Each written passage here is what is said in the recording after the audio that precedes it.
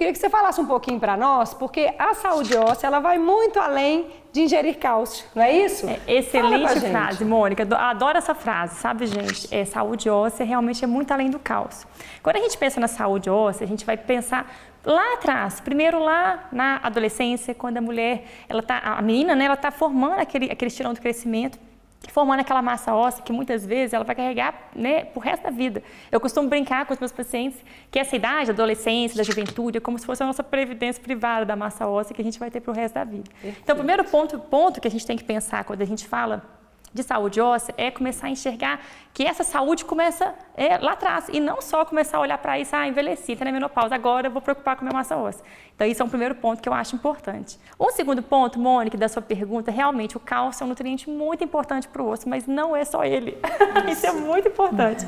Quando a gente fala de massa óssea, a gente tem a matriz orgânica e inorgânica, né? Então, quando a gente pensa nisso, a gente tem que pensar também na ingestão de proteínas, né? Então, no caso, por exemplo, aqui o colágeno. A gente tem que pensar, por exemplo, na ingestão do cálcio. Com certeza, ela é super importante, mas se não tiver a vitamina K2, por exemplo, que faz aquela fixação do cálcio no osso, também não vai adiantar. Então, a gente tem que pensar nesses nutrientes integrados. Então, osso também é magnésio, osso também é silício, osso também é vitamina D, né, que a gente tanto discute, tanto ouve falar, né? Então, assim, quando a gente pensa na nutrição para a saúde óssea, a gente tem que pensar integrado.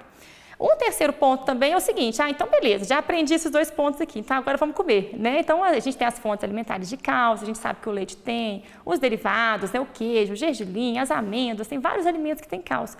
Mas é pensar na integração da alimentação. A alimentação saudável é variedade.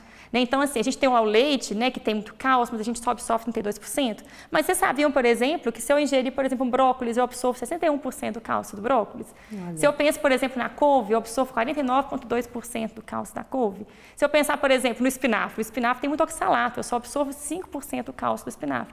Então, assim, não estou querendo falar que vocês não comer espinafre, né, gente? O papai é forte, a gente também é, por causa do plano de ferro.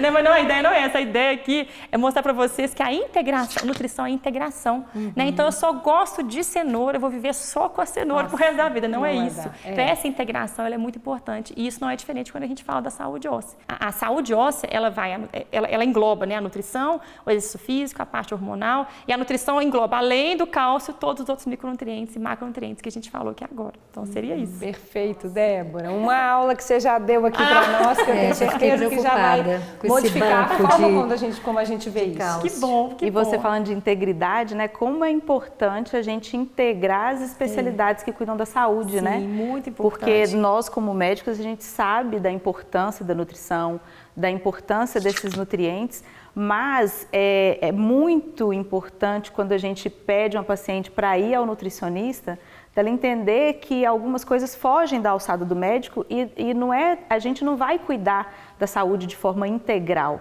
A gente muitas vezes precisa de outros profissionais e da gente incentivar o paciente a valorizar esses profissionais que são extremamente importantes e completam o tratamento assim de forma incrível, né? E mesma coisa a gente também como nutricionista. Tem muita coisa que chega ali no consultório e fala assim, olha, sem um diagnóstico médico eu não consigo te ajudar. Quero te ajudar, mas eu preciso realmente que a gente trabalhe integrado. Isso é para todas as áreas, né, gente? O sucesso e a saúde do nosso paciente depende muito disso. Sim.